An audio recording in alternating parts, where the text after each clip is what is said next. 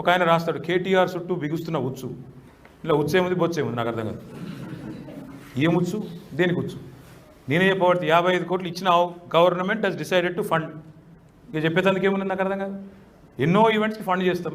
మనం ఈ జర్నలిస్టులు పోలేదా కొరియాకి ఫండ్ చేయలేదు గవర్నమెంట్ డిస్క్రిప్షన్ బై అది. You can question but it's the decision of the government ultimately. ఒక నగరం ఇమేజ్ పెంచుతందుకు, స్టేట్ ఇమేజ్ పెంచుతందుకు ఇంకా తప్పు ఇవ్వలేదు. నిజంగా చెప్పాలంటే రేవంత్ రెడ్డి తప్పు.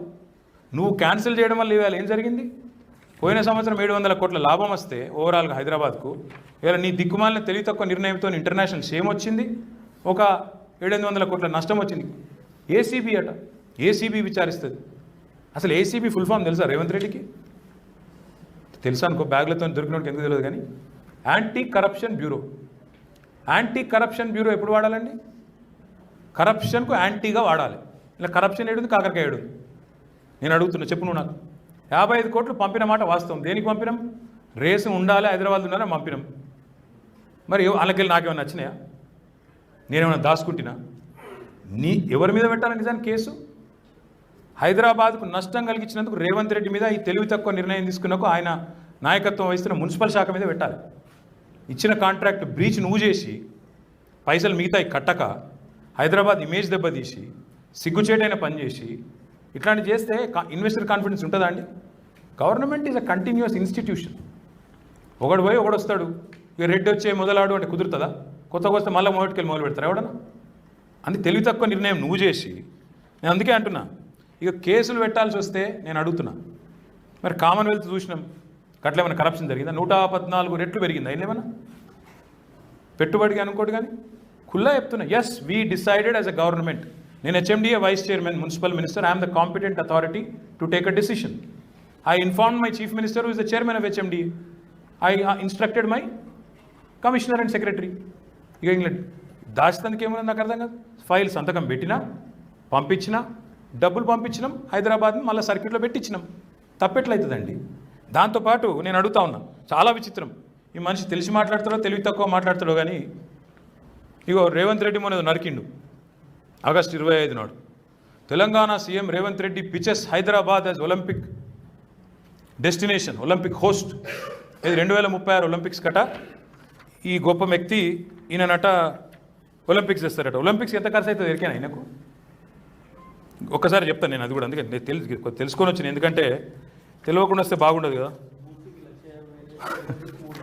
కాదే, ఒలింపిక్స్ ఇంకెక్కువ అవుతుంది, అదే చెప్తున్నాను నేను. ఒలింపిక్స్కు ఒక్క నిమిషం చెప్తా. 2016లో రియోలో ఒలింపిక్స్ జరిగితే అక్కడ ప్రభుత్వం పెట్టిన ఖర్చు 1,08,000 కోట్లు. 2020లో టోక్యోలో అక్కడ ఒలింపిక్స్ జరిగితే అక్కడి ప్రభుత్వం పెట్టిన ఖర్చు 2.9 lakh crores, 2.9 లక్షల కోట్లు. మన స్టేట్ బడ్జెట్ కంటే ఎక్కువ. మరి ఈ మొగోడట ఒలింపిక్స్ హైదరాబాద్లో పెడతాడట. 50 కోట్లకే కీ కా కా కా అని వరుతుండు. ఈయన ఒలింపిక్స్ పెడతాడు ఈ ముఖానికి. 2,90,000 కోట్లు పెడతావా? అవుతుందా నీ ముఖానికి? అది నీకు ఇరికేనా? ఒక అంతర్జాతీయ ప్రమాణాలతో కూడిన ఒక ఈవెంట్ కండక్ట్ చేసే తెలివితేటలు ఉన్నాయా నీకు? అసలు తెలుసా నీకు ఇది ఏందో? అసలు సబ్జెక్ట్ తెలియదు, ఈ మన్ను తెలియదు. ఒక్కటే కథ, కక్ష సాధించాలి, సావగొట్టాలి, ఏదన్నట్టు. ఎవరి మీద పెట్టాలంటే కరప్షన్ కేసు. చేతనైతే మెగా ఇంజనీరింగ్ మీద పెట్టు. సుంకిశాలలో గోడ కూలిపోయింది, ఇంటేకి వెళ్ళి మొత్తం కూలిపోయింది, 80 కోట్లు నష్టమైంది. దమ్ముంటే నీ డిపార్ట్మెంట్ నీకు ఇచ్చింది రిపోర్ట్, వెంటనే బ్లాక్ లిస్ట్ చేయి. చేతనైతే పంపు ఏసీబీ కృష్ణారెడ్డి ఇంటి మీదకి చూస్తా. ఉందా దమ్ము? నువ్వు అన్నావు కదా ఈస్ట్ ఇండియా కంపెనీ అని, మెగా కృష్ణారెడ్డి ఇంటి మీదకి పంపు చూస్తా, నీకు దమ్మెంతుందో. రేవంత్, నీ భాషలో చెప్తున్నా, నువ్వు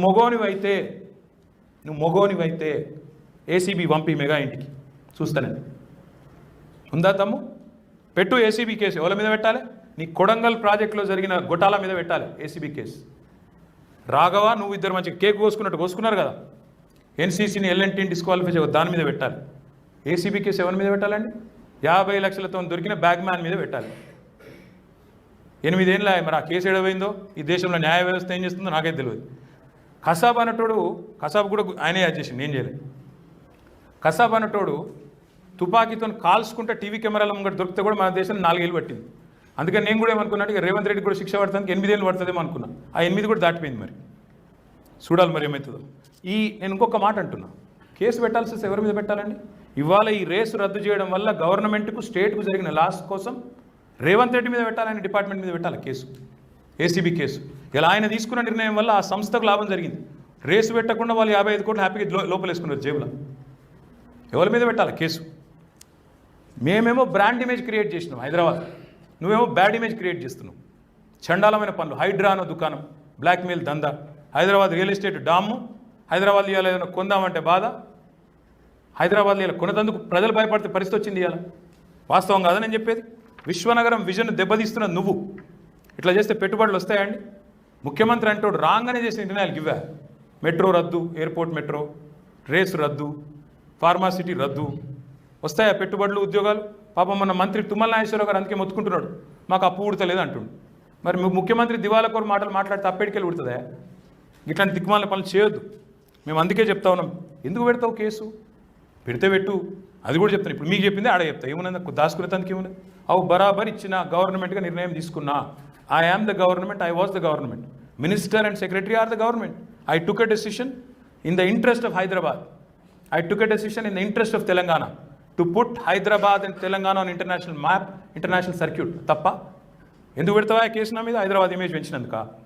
ఎందుకు పెడతావు కేసు? లక్షల కోట్ల పెట్టుబడులు తెచ్చినందుక? ఎందుకు పెడతావు కేసు? ప్రపంచ పటంలో హైదరాబాద్ నిలబెట్టినందుక? ఎందుకు పెడతావు కేసు? బెంగళూరును దాటి హైదరాబాద్ ఐటీ ఎగుమతులు పెంచినందుక? పారిపోతాయన్న కంపెనీలను కాపాడినందుక? లేదా దిగ్గజ కంపెనీలకు డ్రీమ్ డెస్టినేషన్గా మార్చినందుక? లేదా మా పిల్లల భవిష్యత్తుకు బంగారు బాటలు కేసీఆర్ గారి నాయకత్వంలో వేసినందుక? మేము మళ్ళీ ఒకటే అంటా ఉన్నాం, ఈ అటెన్షన్ డైవర్షన్ గేమ్లతో రేవంత్ రెడ్డి ఎక్కువ రోజులు తప్పించుకోలేవు. పాపం నేను మళ్ళీ గుర్తు చేస్తా ఉన్నా ఆయనకు, నువ్వు ఎన్ని కథలు పడ్డా, నువ్వు ఎన్ని వేషాలు వేసినా మేము మాత్రం ఇడిచిపెట్టాం. నీ 6 గ్యారంటీలు ఇడిచిపెట్టాం, నీ 420 హామీలు ఇడిచిపెట్టాం. అప్పుడప్పుడు నువ్వు ఏదో గోకినట్టు చేస్తే మేము కూడా ఎక్స్ప్లెనేషన్ ఇస్తాం, తప్పదు. ఎందుకంటే ప్రజలకు తెలవాలి వాస్తవాలు. ఇన్ని చెప్పినాక కూడా నువ్వు కేసు పెడతా, ఏమో చేస్తా అంటే నీ ఇష్టమున్న కేసు పెట్టుకో. ఇలా రాసింది ఇంకో paper, KTR target KTR. Target ఉండాలి 6 గ్యారంటీల అమలు, టార్గెట్ ఉండాలి రైతుల వడ్ల కొనుగోలు, టార్గెట్ ఉండాలి రైతులకు రైతు బంధు వేసుడు, టార్గెట్ ఉండాలి చెర్లల చేప పిల్లలు వేసుడు, టార్గెట్ ఉండాలి దళిత బంధు లబ్ధిదారులకు మిగతా పైసలు ఇచ్చుడు, టార్గెట్ ఉండాలి స్కూటీలు ఇచ్చుడు, టార్గెట్ ఉండాలి లగ్గం చేసుకునే పిల్లలకు తులం బంగారం ఇచ్చుడు, టార్గెట్ గురుకులాలు మంచిగా చేసుడు ఉండాలి, టార్గెట్ ఓవర్సీస్లో ఇవాళ 2వ విడత స్కాలర్షిప్ రాక అవస్థలు పడుతున్న పిల్లలకు స్కాలర్షిప్ మీద ఉండాలి. టార్గెట్ కేటీఆర్ కాదు. వేస్తే వేసుకో, ఉత్సాహొచ్చా, నాకేం ఫరక పడేదేం లేదు. ఓ 2 నెలలు 3 నెలలు నువ్వు జైల్లో పెట్టి పైశాచిక ఆనందం పొందుతా అంటే నాకేం అభ్యంతరం లేదు. మంచిగా పోతా, యోగాగిగా చేసుకొని ట్రిమ్గా వస్తా, పాదయాత్ర ఎక్కుతా. కాబట్టి నేను భయపడేటోని కాదు, మేము ఎవ్వరం భయపడేటోళ్ళం కాదు. ఈ ఉడత ఊపులకు, ఈ హౌలా మాటలకు ఎవ్వడు భయపడడు. రేవంత్ తెలుసుకో, గాసిప్స్ పక్కకు పెట్టి గవర్నెన్స్ మీద దృష్టి పెట్టు, కొద్దిగా సిగ్గు తెచ్చుకో. హైదరాబాద్ ఇమేజ్ నీ చర్యల వల్ల దెబ్బతింటున్నది.